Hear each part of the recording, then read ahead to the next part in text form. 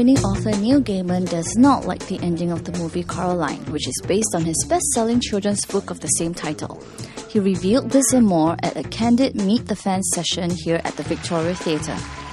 Coraline follows the adventures of a little girl who enters an alternate reality which seemingly mirrors her life, only much better. Best known as the creator of the immensely popular comic book series Sandman, Gaiman was in town as part of this year's Singapore Writers' Festival.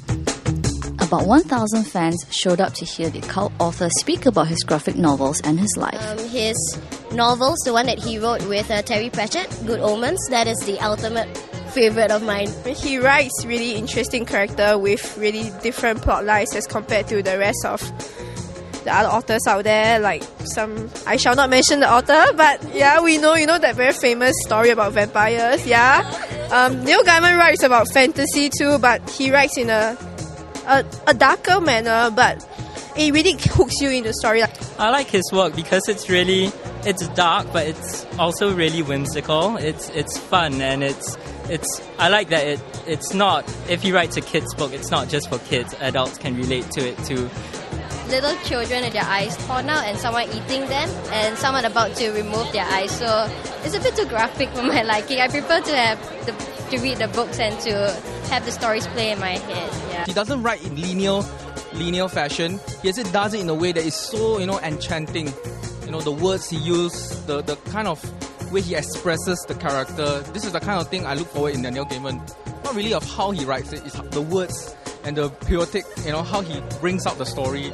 That is so, like you can fall in love with him. I have this theory that I evolved about an hour ago during an interview.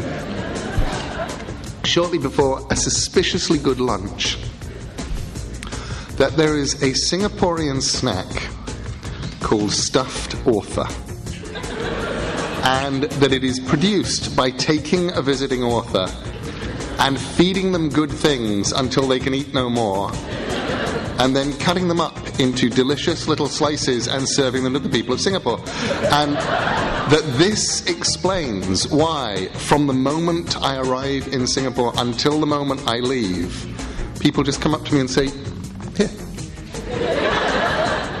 eat it." And you go, "What is it?" And they say, "Don't worry, just eat it." And you go, "This is the best thing I've ever eaten." And they say, "It's not the best thing you've ever eaten because you haven't had this yet."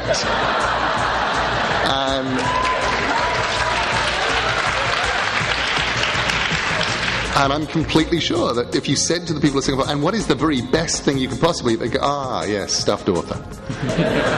But we have to have a nice English author who has spent a lot of time in America, and he has to be about 50, has to come in, be really, really well fed, and then we make him into little pink packages. A signing session followed the talk, where fans waited patiently to get Gaiman's autograph despite the blazing sun. Are you signing anything? Yeah, all of us are. So what's yours? Stardust. Okay, yours? Graveyard Book. Okay, and of course Sandman. He's really, really funny, and he writes really, really well. It's quite transgressive. It's trippy. Yeah. American Gods got me through a period of my life that was very difficult, and it sustained me during that period. I keep telling people that this is the real Bible and shit. Yeah. Okay. When someone asks me what's the big deal about Neil Gaiman, I would tell them that he's out there.